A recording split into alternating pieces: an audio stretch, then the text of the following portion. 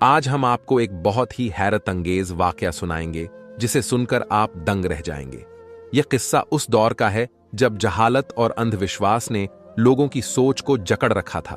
उस जमाने में एक गांव था जहां के लोगों ने अपनी बेटियों की शादी जानवरों से करवाने का अजीब रिवाज बना रखा था। उनका मानना था कि अगर लड़की की शादी एक रात के लिए किसी खास जानवर से कर दी जाए तो उसके इंसान से शादी के बाद बेटे ही पैदा होंगे। इसी गांव के लोग कुछ जानवरों की पूजा भी करते थे। ऐसा ही एक वाकया तब हुआ जब गांव में एक अल्लाह वाले की आमद हुई। उनके साथ एक खूबसूरत मोर भी था। जब गांव की औरतों ने उस मोर को देखा तो हैरत से उसे निहारती रहीं और रोने लगीं। अल्लाह वाले ये देखकर हैरत में पड़ गए और सोचने लगे कि ये औरतें मेरे जानवर को देखकर इतना क्यों रो रही हैं। इसके बाद अल्लाह वाले मुस्कुराते हुए मोर को लेकर एक ओर चले गए। वह जानते थे कि अल्लाह ने उन्हें इस गांव की जहालत को खत्म करने के लिए भेजा है। उनका मोर एक दरख्त के नीचे जाकर बैठ गया। अल्लाह वाले उसके पास गए और प्यार से बोले, बेटा, मैं जानता हूं कि तू मेरे साथ सफर करके थक गया है और भूखा भी है। चलो इस गांव में किसी के दरवाजे पर जाकर खाना मांगते हैं, शायद किसी के दिल में रहम आ जाए। अल्लाह वाले ने गांव के एक घर का दरवाजा खटखटाया। दरवाजा एक खूबसूरत लड़की ने खोला। उन्होंने उससे कहा, बेटी, ये बेजुबान जानवर भूखा है, हमें थोड़ा पानी और खाना दे दो। लेकिन वह लड़की उनकी बातों को अनसुना करते हुए मोर को टकटकी बांधे देखती रही। फिर अचानक भीतर भाग गई। अल्लाह वाले और उनके मोर ने कई घरों के दरवाजे खटखटाए, लेकिन किसी ने मदद नहीं की। गांव वाले उन्हें देखकर मजाक उड़ाने लगे और बोले, ये बहाना जानवर का है, पर पेट खुद भरना चाहते हो, मेहनत क्यों नहीं करते। अल्लाह वाले यह सब सुनकर भी शांत रहे और नमाज का वक्त हो जाने पर एक पेड़ के नीचे बैठ गए। उन्होंने अपने मोर से कहा, चलो बेटा, नमाज अदा करते हैं और अल्लाह का शुक्रिया अदा करते हैं। नमाज के दौरान वह मोर भी अल्लाह की इबादत में शामिल हो गया। दिन खत्म हुआ और रात हो गई। गांव वाले आराम से सो गए, लेकिन अल्लाह वाले और उनका मोर भूखे प्यासे बैठे रहे। गांव का सबसे बड़ा ताजिर, जो मुसलमानों को देखना भी पसंद नहीं करता था, अगर ये अल्लाह वाले मुस्लिम ना होते तो शायद उनकी मदद कर देता। रात खत्म हुई और दिन का उजाला शुरू हो गया। गांव में हर तरफ चहल पहल होने लगी। ऐसा लग रहा था जैसे गांव में किसी की शादी हो। हर तरफ भाग दौड़ मची हुई थी। इतने में कुछ आदमी अल्लाह वाले के पास से गुजरे। अल्लाह वाले ने उनसे पूछा, आज गांव में ऐसा क्या हो रहा है जो पूरा गांव दुल्हन की तरह सजाया जा रहा है। उनमें से एक आदमी जल्दी से बोला, आज हमारे गांव में शादी है, तुम हमारे गांव से दूर ही रहो। इतना कहकर वह आदमी वहां से चला गया। अल्लाह वाले ने अपने मोर से कहा, बेटा, लगता है आज तुम भूखे नहीं रहोगे। ये लोग अपना बचा कुचा खाना तो तुम्हें दे ही देंगे, जिससे तुम्हारा पेट भर जाएगा। मुझे अपनी कोई फिक्र नहीं, बस तुम्हारी फिक्र है। अब तुम ऐसा करो, एक साइड पर बैठ जाओ ताकि मैं अपनी खास इबादत कर सकूं। मोर जानता था कि जब अल्लाह वाले इबादत में मशगूल हो जाते हैं तो वह इधर उधर ध्यान नहीं देते। इसलिए वह मोर वहां से चलता हुआ गांव में घूमने निकल गया। घूमते घूमते वह एक घर के सामने आकर खड़ा हो गया। यह वही घर था जहां कल अल्लाह वाले ने थोड़ा सा पानी मांगा था। मोर उस घर के सामने खड़ा होकर अजीब सी आवाजें निकालने लगा। जब उस लड़की के कानों में ये आवाजें पड़ीं तो उसने तुरंत दरवाजा खोला। इधर उधर देखने लगी कि यह मोर अकेला ही आया है। उसके साथ जो बुजुर्ग थे वह कहां गए, लेकिन उसे कहीं भी बुजुर्ग नजर नहीं आए। लड़की ने मोर को देखकर मुस्कुराते हुए कहा, यह वही मोर है। लड़की मुसलमान थी, लेकिन उसके मोहल्ले में ज्यादातर लोग मुसलमान नहीं थे। कल जब लड़की ने अल्लाह वाले और मोर को देखा था तो गांव वालों की वजह से डरकर उसने दरवाजा बंद कर लिया था। अब वह बेजुबान मोर हसरत भरी निगाहों से लड़की को देख रहा था। ऐसा लगता था जैसे वह कुछ कहना चाहता हो। लड़की को भी मोर बहुत प्यारा लगने लगा था। वह डरते डरते उसके पंख पर हाथ फेरने लगी। कुछ देर बाद वह लड़की घर के अंदर गई और एक बर्तन में पानी और थोड़ा खाना लेकर आई। उसने मोर को प्यार से खाना खिलाया और पानी पिलाया। फिर वह लड़की बड़े प्यार से मोर से कहने लगी, तुम मुझे बहुत अच्छे और नेक लगते हो। मेरा दिल तुम्हारी तरफ खींच रहा है। लगता है जैसे मैं तुमसे प्यार करने लगी हूं। दिल तो करता है कि आज मैं तुमसे शादी कर लूं, क्योंकि इस गांव के लोग पता नहीं आज मुझे किस जानवर के पल्ले बांधने वाले हैं। यह गांव का रिवाज है कि जब लड़की 20 साल की हो जाए तो उसकी शादी एक जानवर के साथ कर दी जाती है। जब मेरी शादी एक जानवर से ही होनी है तो क्यों ना मैं तुझ जैसे अच्छे जानवर से शादी कर लूं। यह कहते हुए वह लड़की झार झार रोने लगी और कहने लगी, यह कितना गलत दस्तूर है हमारे गांव वालों का। हमारे इस्लाम में तो यह बातें जायज ही नहीं, मगर इस गांव की जहालत खत्म होने का नाम ही नहीं ले रही। यहां का जो अमीर ताजिर व्यापारी है वह गांव की हर जवान लड़की के साथ यही करता है। इसीलिए जब तुम कल इस गांव में दाखिल हुए थे तो गांव की लड़कियां हसरत से तुम्हें देख रही थीं। आज पता नहीं कौन सा जानवर है जिसे मेरा शौहर बनाया जाएगा। हमें लड़कियों को शादी के लिए हमारी मर्जी नहीं पूछी जाती। चाहे कोई कितना भी खतरनाक जानवर हो, हमें एक रात के लिए उस जानवर की बीवी बना दिया जाता है। इसलिए हमारे इस गांव को सजाया जा रहा है, क्योंकि आज मेरे अरमानों की मौत होने वाली है। लेकिन तुम एक नेक जानवर हो, क्योंकि तुम्हारे साथ रहने वाला तुम्हारा मालिक एक नेक बुजुर्ग है।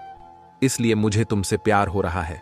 उस लड़की की बातें सुनकर मोर अपनी गर्दन हिला रहा था, जैसे उसे उस लड़की की हर बात समझ आ रही हो। लड़की फिर से मोर से कहने लगी, क्या तुझे पता है हमारे गांव में लड़कियों के साथ क्या होता है? जब हम शादी की उम्र की हो जाती हैं तो हमारी आंखों पर पट्टी बांध दी जाती है और हमारे आगे तरह तरह के जानवर खड़े कर दिए जाते हैं। लेकिन लड़की को नहीं पता होता कि उसके आगे कौन सा जानवर खड़ा है। बस वह आंखों पर पट्टी बांधे चलती हुई आती है और जिस जानवर को छू लेती है उसी जानवर से उसकी शादी कर दी जाती है। फिर उस जानवर के साथ एक रात गुजारने के बाद कोई मर्द आकर उसे अपनी पत्नी बना लेता है। कुछ जानवर तो इतने खतरनाक होते हैं कि वे कमरे में पागल होकर लड़की को मार देते हैं या खुद अपना सिर पीटने लगते हैं। सुहागरात के बाद ताजिर की तरफ से लड़की को एक तोहफा दिया जाता है कि वह अपने पसंदीदा लड़के से शादी कर सकती है। लेकिन यह सब जानवर के साथ एक रात गुजारने के बाद ही होता है। ताजिर का मानना है कि जानवर के साथ शादी करने से लड़की के पति की उम्र लंबी हो जाती है, उस पर काले जादू का असर नहीं होता और वह ज्यादा बेटे पैदा करती है। यह रिवाज सदियों से इस गांव में चला आ रहा है। मुसलमानों पर ताजिर जबरदस्ती यह जुल्म करता है।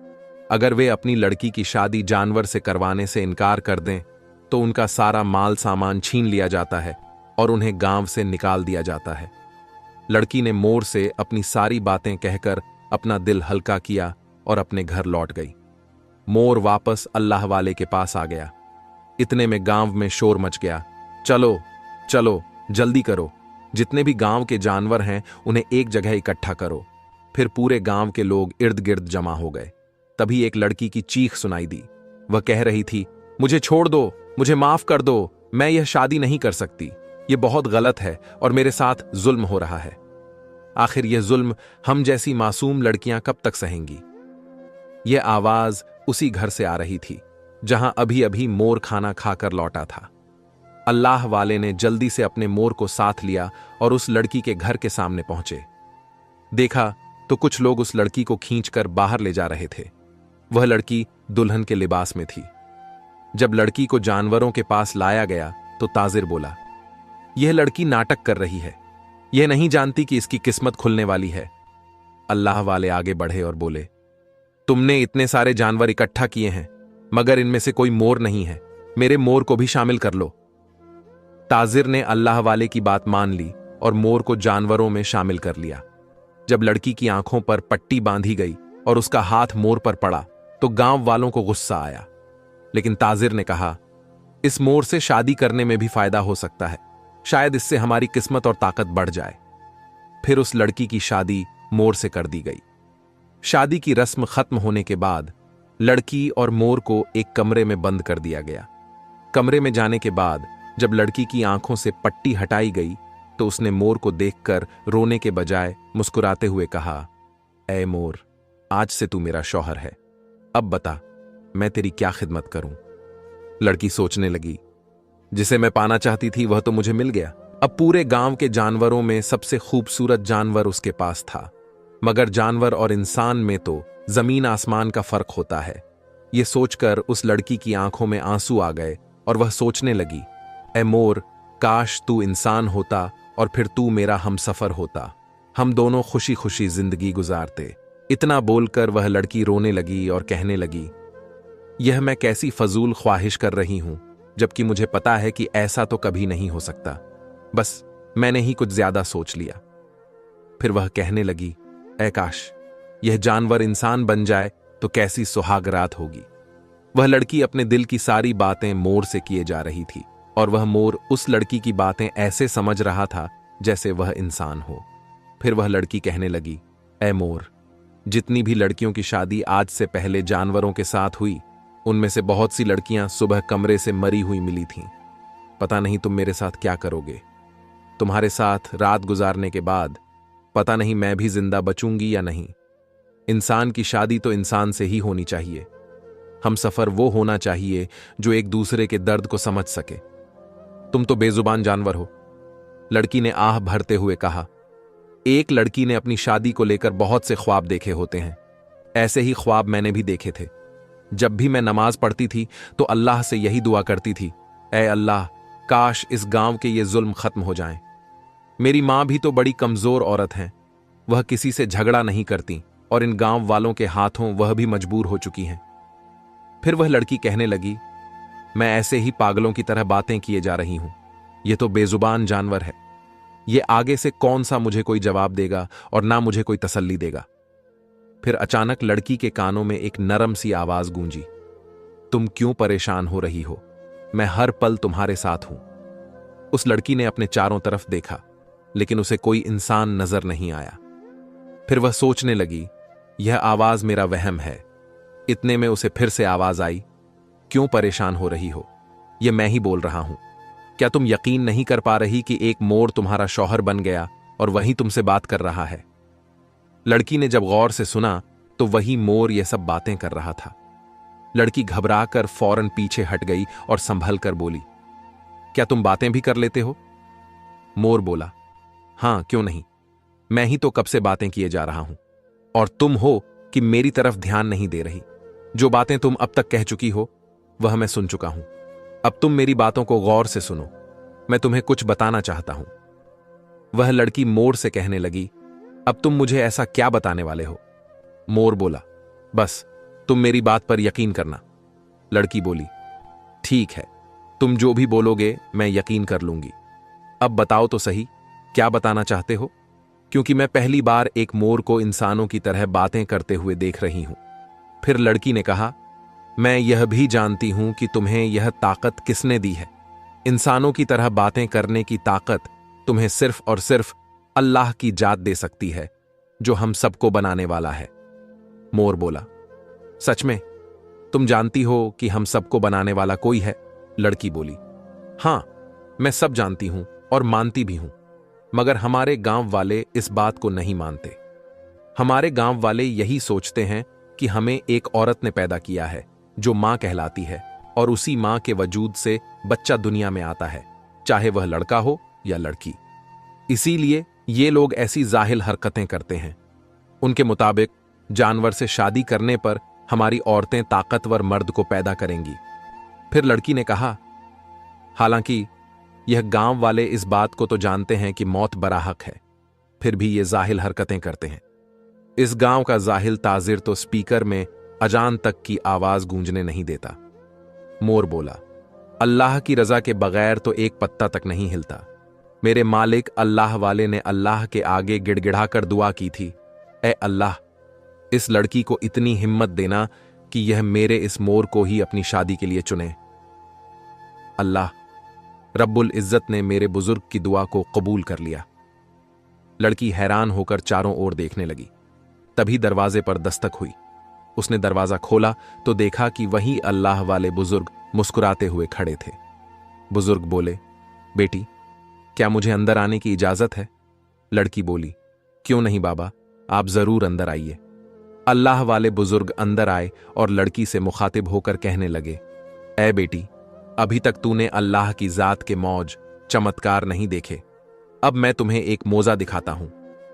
फिर बुजुर्ग उसी कमरे में अपना मुसल्ला बिछाकर बैठ गए और अल्लाह ताला से दुआ करने लगे। उनकी आंखों में आंसू थे। न जाने वह रो रो कर कैसी दुआ मांग रहे थे कि अचानक से मोर की जगह पर एक खूबसूरत नौजवान आदमी खड़ा हो गया। लड़की यह देखकर हैरान रह गई। उसे अपनी आंखों पर यकीन नहीं हो रहा था। वह हैरत से उस नौजवान को देखती रही। इतने में अल्लाह वाले बोले, बेटी, देखा तुमने कि अल्लाह ताला इंसान को कैसे कैसे मौज दिखाता है। तुमने ही तो कहा था कि यह जानवर कितना प्यारा है, काश मैं इससे ही शादी कर लूं। अल्लाह ने तुम्हारी इस दुआ को कबूल कर लिया और तुम्हारे लिए इस मोर को एक मोजा बना दिया। मोजा वो अमल है जिस पर इंसान की अक्ल भी दंग रह जाए। धीरे धीरे यह खबर पूरे गांव में फैल गई कि जिस लड़की की शादी रात को एक मोर से हुई थी, वह मोर इंसान बन गया है। गांव वाले रानगी हैरत के आलम में लड़की के घर पहुंचे। वहां जाकर उन्होंने देखा कि मोर की जगह एक खूबसूरत इंसान उस लड़की के पास खड़ा है। गांव वालों ने फिर भी इस मौज को ना माना और अल्लाह वाले से कहने लगे, जरूर तुम जादूगर हो, तुम इस लड़की पर जादू करना चाहते हो। लगता है हमारे गांव में तुम्हारे आने का कोई खास मकसद है। अल्लाह वाले ने उन लोगों से कहा, ऐ लोगों, हमारे दीन इस्लाम में औरत को बहुत ज्यादा इज्जत दी गई है। औरत तो घर की जीनत और घर की रानी होती है। इससे पहले कि तुम्हारी इस बस्ती पर कोई अजाब आ जाए, तुम लोग समझ जाओ। अल्लाह वाले ने आगे कहा, आज मैं तुम्हें इस मोर की असल कहानी सुनाता हूं। यह मोर भी इंसान था। इसे एक बद्दुआ लगी थी, जिस वजह से यह जानवर की शक्ल इख्तियार कर गया। यह कोई आम शख्स नहीं था, यह ईरान का बादशाह था। उन्होंने बताया, यह बादशाह बड़ा जालिम और जाबिर था। अपनी रियाया प्रजा पर जुल्म करता था। उसने अपने ममलिकत में ऐलान करवा रखा था कि कोई भी शख्स किसी को सदका दान नहीं करेगा। अगर किसी ने कोई चीज सदका की तो उसके हाथ काट दिए जाएंगे। फिर उन्होंने कहानी सुनाई। एक दिन एक फकीर को बहुत सख्त भूख लगी। भूख से परेशान होकर वह एक औरत के दरवाजे पर गया और कहने लगा, मुझे भूख लगी है, कुछ खाने को दे दो। उस औरत ने कहा, मैं तुम्हें कुछ नहीं दे सकती। बादशाह का सख्त हुक्म है, अगर मैंने ऐसा किया तो वह मुझे सजा देगा। फकीर ने कहा, मुझे मालूम है, मगर मैं क्या करूं, आज मुझे बहुत भूख लगी है। फकीर की मिन्नतों से उस औरत का दिल पसीज गया और उसने कहा, ठीक है, मैं तुम्हें खाना खिला देती हूं। बादशाह जो करेगा वह देखा जाएगा। उसने फकीर को 2 रोटियां दे दी। फकीर ने वह रोटियां खा लीं और दुआएं देता हुआ चला गया। जब बादशाह को यह बात पता चली तो वह बहुत नाराज हुआ। उसने उस औरत के दोनों हाथ कटवा दिए और उसे शहर से बाहर निकाल दिया। उस औरत का एक बच्चा था। वह रोते हुए अपने बच्चे को उठाकर शहर से बाहर चली गई। रास्ते में उसे सख्त प्यास लगी। उसके पास एक दरिया था। पानी पीने के लिए दरिया के पास गई और झुककर पानी पीने लगी। जैसे ही वह औरत पानी की तरफ झुकी, उसका बच्चा पानी में गिर गया। दरिया ने उसे भी अपने साथ बहाना शुरू कर दिया। यह देखकर औरत ने परेशानी के आलम में चीखना और चिल्लाना शुरू कर दिया। इतने में 2 सफेद पोश वहां आए और उस औरत से पूछा, तुम क्यों रो रही हो? उस औरत ने बताया, मेरा बच्चा दरिया में गिर गया है। मेरे हाथ भी नहीं हैं जिनकी मदद से मैं उसे निकाल सकूं। औरत की यह बात सुनकर उनमें से एक आदमी ने दरिया में गोता लगाया। थोड़ी देर बाद वह हाथ में नन्हे मुन्ने बच्चे को उठाए बाहर निकल आया। औरत अपने बच्चे को सही सलामत देखकर खुश हो गई। अब दूसरे शख्स की बारी थी। उस सफेद पोश ने औरत से पूछा, ये तेरा हाल किसने किया? औरत ने रोते हुए इस जालिम बादशाह की सारी कहानी उस सफेद पोश को बताई। उसकी बात सुनकर सफेद पोश जलाल में आ गया और वहीं दरिया के किनारे बैठकर कुछ पढ़ने लगा। जैसे जैसे वह पढ़ाई कर रहा था, उधर वह बादशाह जो अपने हुस्न पर बड़ा नाज करता था, देखते ही देखते एक मोर बन गया। यह उसके साथ इसलिए हुआ था कि उसे गरीब लोग बिल्कुल पसंद नहीं थे और वह अपने हुस्न पर ही घमंड करता रहता था। अब जब उसने खुद को मोर की शक्ल में देखा और फिर अपने पैरों की तरफ देखा तो बिलक बिलक कर रोने लगा।